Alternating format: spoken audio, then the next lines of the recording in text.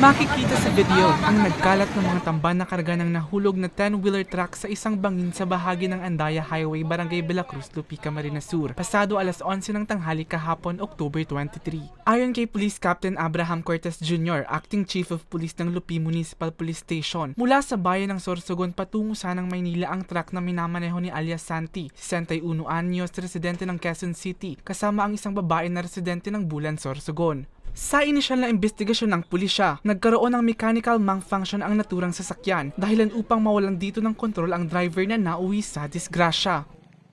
Yung dalawa po nasakay ng truck, hindi naman po sila na-injured.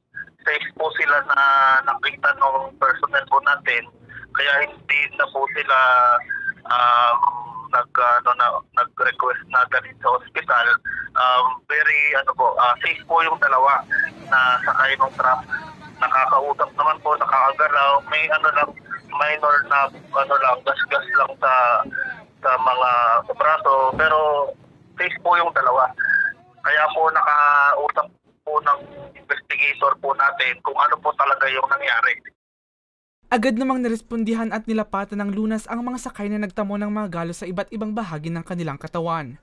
Ngayon po, with regards po dun sa driver, nakipag-coordinate siya dun sa may amo niya, sa kanilang operator or sa may registered owner ng truck para mai-asikaso po yung sa may truck for insurance purposes po.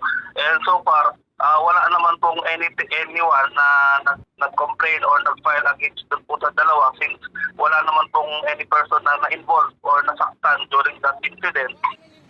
Muli namang nagpaalala ang otoridad sa mga nagmamaneho na siguruhing nasa tamang kondisyon ang mga sasakyan bago bumiyahe upang makaiwas sa disgrasya. Para sa mga balitang Tatak Bicol, Mel Moral.